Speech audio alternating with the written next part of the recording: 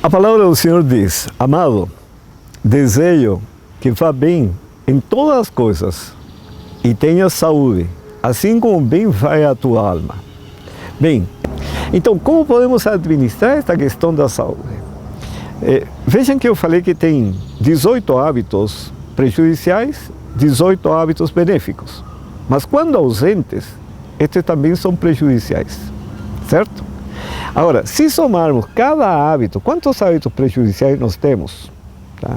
E somarmos quantos hábitos benéficos ausentes que são prejudiciais, somarmos tudo, vamos chegar a um número final que são fatores prejudiciais à saúde. Entenderam? São os hábitos prejudiciais presentes, cada um vale um ponto, à exceção do regime onívoro, que se lhe dá um peso 3, quer dizer, 3 vezes mais prejudicial que os outros. Por quê? Por causa das doenças nos animais. Somando todos esses hábitos, mais os benéficos ausentes que são prejudiciais, nós temos os fatores prejudiciais à saúde. O que tem se constatado que quando esse fator prejudicial à saúde, FPS, dá um número alto, em geral, aumentam os mal-estares e as enfermidades. Isso em geral. Na média, acontece isso. Quando esses FPS, os fatores prejudiciais à saúde, o número é baixo, em geral, diminui os mal-estares e as enfermidades. Sabe? Existem ainda 2 grupos extremos. Aquele que tem um número, um FPS bem alto, tá? Péssimos hábitos à saúde, e tem excelente saúde. Mas são poucos, mas existem. E existe outro grupo extremo, que também são poucos, que tem excelentes hábitos e tem péssima saúde. Bom, o que pode-se entender disso? Os que têm bons hábitos e péssima saúde, se não praticassem esses bons hábitos, já teriam falecido. Hein? Agora, aqueles que têm péssimos hábitos e boa saúde, eles têm esse resultado por causa de ter uma herança genética muito boa. Se ele modificasse esses maus hábitos, ele viveria muitos anos com qualidade de vida. Então existem esses 2 grupos extremos, mas na população em geral, a média é: aumentou o FPS, aumentaram as doenças. Diminuíram os FPS, diminuem as doenças. Então é bem fácil administrar a saúde. É eliminar hábitos prejudiciais e acrescentar hábitos benéficos. Com isso, os FPS diminuem. E ao diminuir, diminuem as doenças. Saúde não é obra do acaso, é o resultado de um estilo de vida saudável. Então, no projeto de Deus, Deus projetou o homem, projetou o alimento, projetou o meio ambiente e deu para o homem instruções como viver nesse mundo para preservar sua saúde. E aí estão as 3 refeições diárias, máximo 3, intervalo de 5 a 6 horas. Tá? A primeira refeição tem que ser a mais forte do dia. O que se recomenda? Cereais integrais, aí tem a aveia, tem o pão integral, tem a granola, o germe de trigo. Acrescentar frutas, oleaginosas, muito importante, com abacate, castanhas, linhaça, fundamental, azeitonas, tá? Uma alimentação bem forte. Isso dá para a pessoa funcionar 5 a 6 horas tranquilamente. A segunda refeição, 5 a 6 horas depois, seria o almoço, novamente cereais integrais. Pode ser arroz integral, pode ser milho, pode ser triguilho. Tá? Aí se acrescentam verduras, hortaliças, as leguminosas, os feijões, aí entra o grão de bico, lentilha, ervilha, fava, soja, enfim. Os tubérculos, entraria aí inhame, a mandioca, a batata, o cará, que são importantes fontes de minerais, vitaminas e fibras alimentares. As oleaginosas, aí entraria o gergelim, a linhaça, a azeitona, o coco, o abacate e também as castanhas. Tá? Isso seria na segunda refeição. E na terceira refeição, 5 a 6 horas depois, aí é leve. Cereais integrais, porque esse é o combustível principal. Aí entra o pão integral, torradas, segundo a orientação de Deus, e frutas e azeitonas. Azeitona, na orientação de Deus, nas 3 refeições, sempre vai ser benéfica. Agora, no caso dos hipertensos, como usar a azeitona? Troca a água 2, 3 vezes, elimina o sal e aproveita os benefícios da azeitona. Agora, em vez disso, uma segunda opção seriam os sucos de fruta integrais. Agora, durante esse dia, beber muita água. Que horários? Até meia hora antes, uma refeição, para não interferir no processo digestivo, bastante água. Depois de comer, deixa passar 2 horas e começa a beber água. Até meia hora antes, a próxima refeição. E assim, concluímos o dia, no final do dia, a terceira refeição, deixa passar 3 horas e vá para deitar. Com esse tipo de alimentação, precisa suplementar a vitamina B12. Agora, sabe, é tão importante compreender isto, porque nós podemos evitar problemas sérios na saúde. Por exemplo, o câncer. O que o Instituto de Pesquisa do Câncer dos Estados Unidos diz a respeito é que os fatores predisponentes ao câncer são 4. Alimentação, desnutrição, sedentarismo e obesidade. Esses são fatores que predispõem. Alimentação, alimentos deficientes em nutrientes. E a desnutrição pode vir justamente por alimentos deficientes, ou pela fermentação, ou por problemas já fisiológicos de absorção de nutrientes. Mas geralmente o que afeta mais a população é o problema de alimentos carentes de nutrientes e fermentação estomacal. Agora, esses são fatores que predispõem. Os fatores causadores do câncer, aí entram vírus, bactérias, radiação, químicos, tá, que temos nos alimentos, poluição, estresse oxidativo e os transgênicos. E existem outros fatores. Agora, os promotores que promovem o desenvolvimento do câncer estão os óleos, inclusive o azeite, devido ao ômega 6 ser alto. O ômega 6 é pró-inflamatório. E segundo, uma relação ômega 3 para ômega 6 baixa. Isto é, pouco ômega 3, muito ômega 6. Ômega 3 é anti-inflamatório, ômega 6 pró-inflamatório. E aqui vem os fatores mantenedores do câncer. Então, quais são os mantenedores? O estresse, a ansiedade, tristeza, enfim, estado de ânimo, alimentação onívora, problema da carne, açúcar, cereais refinados, óleos, são mantenedores. E quais seriam os protetores? Os protetores, de acordo com a orientação do Senhor, é uma alimentação vegetariana estrita, com suplementação de B12, luz solar, exercício físico, ar puro, descanso, água em abundância, hábitos de estrita temperança, em conformidade com o projeto de Deus, e confiança no poder divino. São os 8 remédios naturais. Então, nós podemos interferir diretamente nesse processo de desenvolvimento do câncer. Não podemos evitar, em muitos casos, causadores, porque os vírus estão aí, a poluição está aí, etc. Mas eu posso evitar os predisponentes.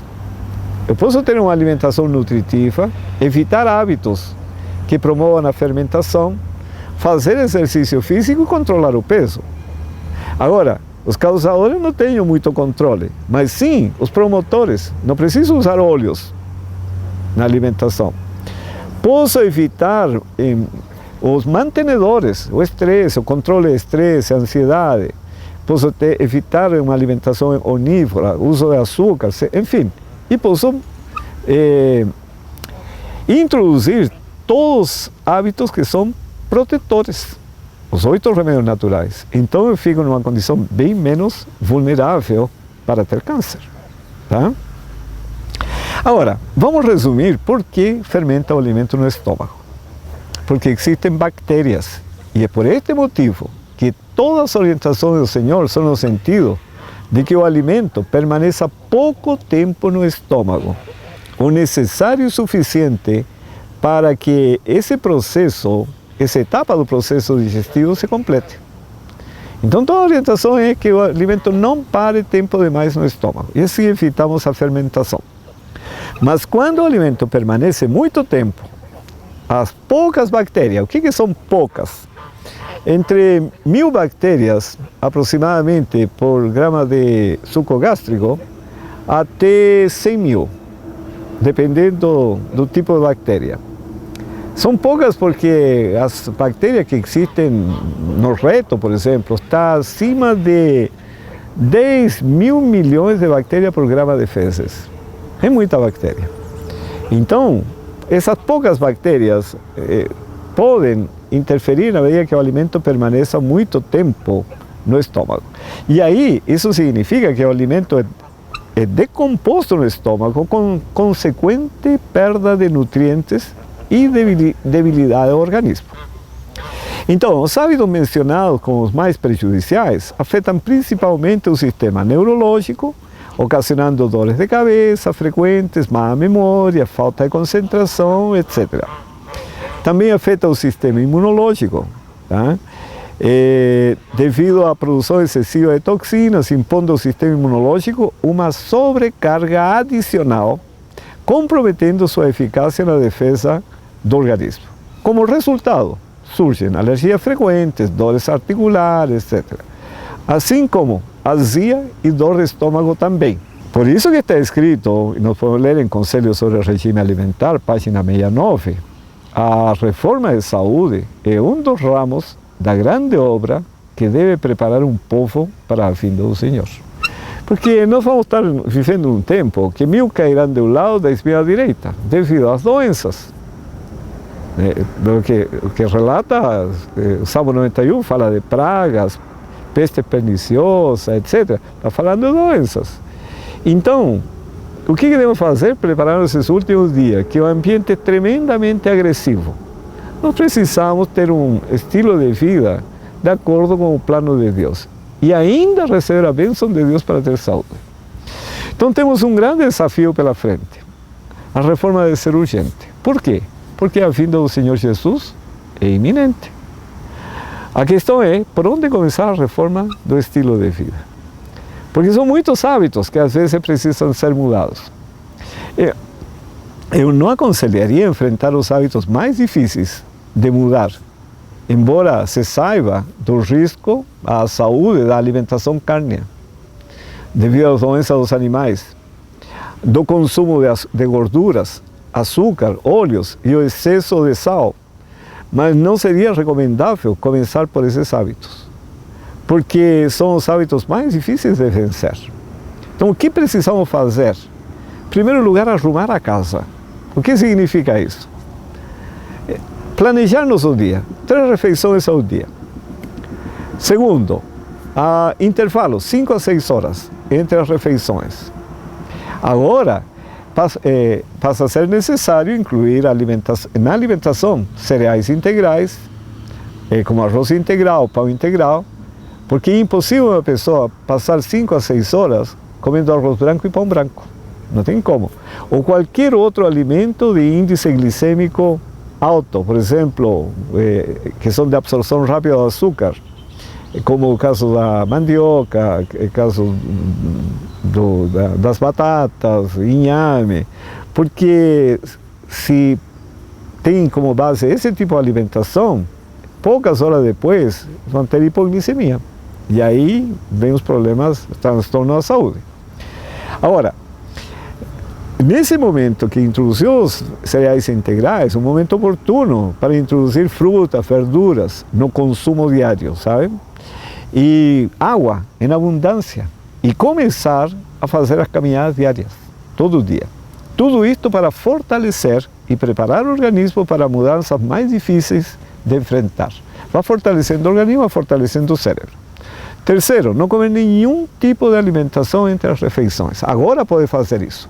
porque já está comendo cereais integrais. Não mais se sentirá a necessidade de comer nos intervalos entre as refeições, porque haverá açúcar suficiente no sangue para todas as atividades sem qualquer transtorno. E isso é muitíssimo importante no processo da reforma de saúde. Agora, temos mais um ponto. O quarto ponto a ser considerado: primeira refeição forte, a principal do dia, porque passou-se a noite toda sem comer e para iniciar as atividades do dia necessitamos de combustível para funcionar. Precisa-se de energia, caso contrário, serão consumidas as energias da reserva, comprometendo-se desse modo a saúde futura. Então essa alimentação é muito importante. Quinto, terceira refeição leve. O Senhor Jesus Cristo recomenda só para essa refeição torradas de pão integral, como já falamos, frutas, e é somente ali, nessa refeição, que o Senhor abre um espaço como única ocasião para os sucos de frutas. Mas não junto com o pão e as frutas, ou é um ou é o outro, para evitar fermentação. Sexto, regularidade nos horários de comer. O organismo tem um relógio, já falamos, um relógio biológico, portanto é muito importante manter sempre os mesmos horários, porque o organismo se prepara para receber os alimentos, prepara enzimas e todas as substâncias necessárias para o processo digestivo. Caso a pessoa não se alimente naquele momento, deixa passar 1, 2 horas sem comer, então essa substância vai ser eliminada e vão para o torrente sanguíneo. Resultado, conforme está escrito no livro de Educação, perde-se a doçura e a serenidade. Interessante, né? Porque a química do sangue foi alterada. Então, tem mais ponto. Sétimo passo nessa reforma. Como realizar a reforma? Intervalo entre a terceira refeição e a hora de deitar-se, pelo menos 3 horas, para dar tempo ao esvaziamento do estômago, contribuindo-se dessa maneira para ter um sono tranquilo e reparador. Caso a refeição da noite seja um pouco antes da hora de deitar, o sono será em geral bastante perturbado e ao levantar-se de manhã poderá se sentir dor de cabeça, mau humor, indisposição e mau hálito. Agora, uma vez eliminados todos os hábitos que causam fermentação estomacal, o organismo é fortalecido porque diminui significativamente a perda de nutrientes. Então agora as condições são favoráveis para enfrentar os hábitos mais difíceis, como a cafeína, as gorduras, a carne, etc. Porque o cérebro foi fortalecido e as mudanças alcançadas podem permanecer daí para frente. Essa seria a melhor forma de enfrentar uma reforma de saúde. Mas quando o organismo se debilita devido aos maus hábitos, a estrutura mental não será forte e será comprometido o crescimento e desenvolvimento espiritual. Esse que é o problema, a formação do caráter. Por quê? Porque a fermentação, em primeiro lugar, obscurece a mente. Isso significa que a percepção é comprometida, que justamente é a que dá início a todo o processo mental da decisão. Então a razão é destronada e as paixões assumem o domínio na vida do ser humano. Por isso a reforma de saúde é tão importante em todo esse processo da santificação. Está escrito, Conselhos sobre o Regime Alimentar, página 69. A reforma de saúde é um dos ramos da grande obra que deve preparar um povo para a vinda do Senhor. Nós vamos dar continuidade a este tema no próximo vídeo, para ver sua real importância, principalmente nos dias que estamos vivendo. Sempre foi importante, mas hoje é urgente, porque a vinda do Senhor Jesus está muito próxima. Vejam, a questão da saúde é muito importante, como já vimos em tudo isso, mas para você poder ter maiores informações, eu convidaria a entrar no canal YouTube Saúde para a Eternidade. Porque esse é o nosso propósito, que a nossa saúde seja para sempre, para a eternidade. É o propósito de Deus, para você, para mim e para todos. Que o Senhor os abençoe.